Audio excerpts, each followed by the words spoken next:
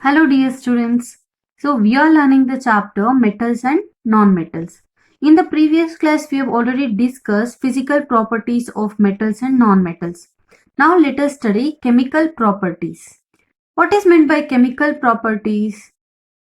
In chemical properties we are learning how these metals and non-metals react with oxygen, water or metal oxides or acids, bases like this.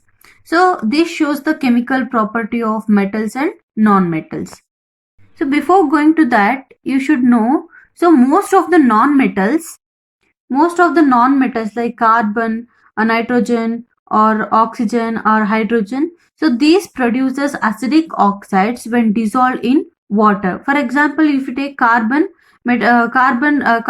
oxides, these non-metal oxides reacts with the water, it will produce hydrocarbonates, or nitrogen reacts with the water, it will produce nitric acid, or suppose it reacts with the sulfur dioxide, it will produce sulfuric acid. So that's why they are called as acidic oxides. And most of the metals gives rise to basic oxides, okay, metal oxides. For example, if you take sodium oxide reacts with the water, it will produce sodium hydroxide. Sodium hydroxide is a base, that's why it is called as basic oxides. The first property is what happens when metals are burnt in air. Air ಅಲ್ಲಿ burn ಆದಾಗ so ಏನ್ produce ಮಾಡುತ್ತೆ metals. Okay, in the you know that air contains oxygen. For combustion of any substance we need oxygen. So when a metals reacts with the oxygen, what it will produce?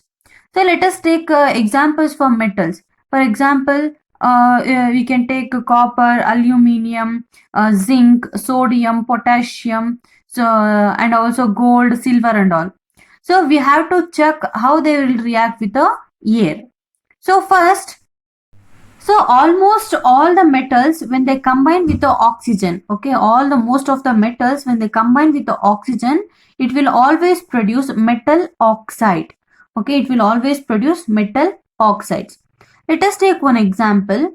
So when a copper is heated in the air, okay, when a copper is heated in the air, when this copper combines with the oxygen, it will form copper oxide. Okay, so it will form a black color oxide. So copper when reacts with the oxygen, it will produce copper oxide. So this is one example. Similarly, when aluminium reacts with the air or burnt in the air, so it will produce aluminium oxide, Al2O3, aluminium oxide. So most of the metals when reacts with the oxygen, it will produce metal oxides. Students, just now I told metal oxides gives rise to basic oxides. So now there is very important concept related to these metal oxides are so amphoteric oxides. Okay, so as I told, metal oxides are also called as basic oxides, right? So some metal oxides such as aluminium oxide and zinc oxide, so it has a capacity to react with both acids as well as bases. So these some metal oxides will react with both acids as well as bases, and it will produce salt and water. Okay, here not metal oxides. Okay, for example, aluminium oxide, copper oxide, zinc oxide, sodium oxide. So these are the example of metal and its oxide. So definition of amphoteric oxides is some metal oxides reacts with both acids as well as bases to produce salt and water. The two best examples for amphoteric oxides are Al2O3, aluminium oxide, and zinc oxide. Let us take aluminium oxide as an example. Let us check how it will produce salt and water when it reacts with the acids as well as bases. Children, see here, I have taken aluminium oxide. Okay, it is an amphoteric oxide anta helide nanu. This aluminum oxide has a capacity to react with both acid as well as base. Okay, you know that HCl, hydrochloric acid, it is an acid, it is a type of acid. NaOH, sodium hydroxide. Sodium hydroxide is a base, okay, because it ends with a OH group. And it yak acid on the it starts with a H. Okay, it has H plus ions, and sodium hydroxide is OH minus ions. Okay, that we are going to study in acid bases chapter. So first let us know metal oxides. So as I told, aluminum oxide is a metal oxide. When it reacts with a acid, HCl is an acid. So here we got AlCl3. AlCl3 is a salt. Aluminum will react with a chlorine atom. Okay, so chlorine molecule. So it will produce aluminum chloride. So this aluminum chloride is a salt. Okay, and the remaining hydrogen will react with the oxygen. It will produce water. Okay, when metal oxides react with the acids, it produce salt and water. In the same way, when aluminum oxide, it is a metal oxide, reacts with a base. So NaOH is a base. So when it reacts with this base, it will produce sodium aluminate. Okay, NaAlO2. Okay, here you can find two metal oxides, right? Two different metals and oxygen is present. It is a very rare reaction. Okay, it does not happen in all the cases. This kind of compound is produced is rare. So sodium aluminate we call it as, and also produces water.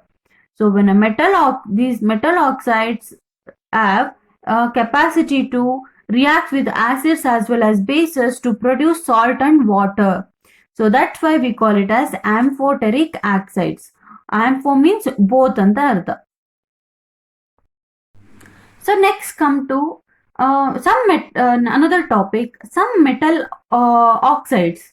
So metal oxides that are insoluble in water. Okay, most of them, not some. So most of them are insoluble. It will not dissolve in the water. But there are some metal oxides such as sodium oxide and potassium oxide. Okay, they will react with the water. Okay, sodium oxide and potassium oxides reacts with the water, hence they are called as alkalis. So those metal oxides reacts with the water, we call it as alkalis.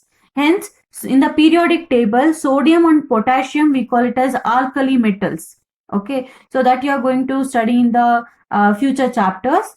Okay, most of the metal oxides are insoluble in water. They're not soluble in water, but there are some that they will dissolve in the water, that we call it as alkalis. So example is sodium oxide and potassium oxide. So here you can see Na2O. Okay, this is sodium oxide. Sodium oxide reacts with the water.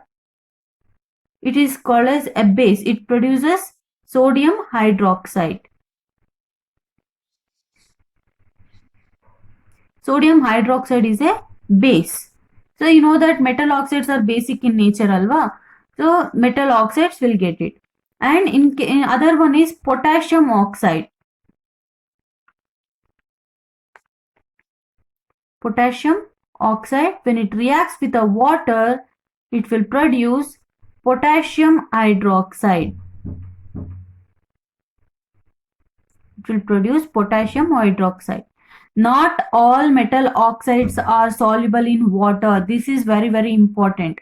Only some metal oxides are dissolved in water, that we call it as alkalis. And also this is about what happens when metals are burnt in the air.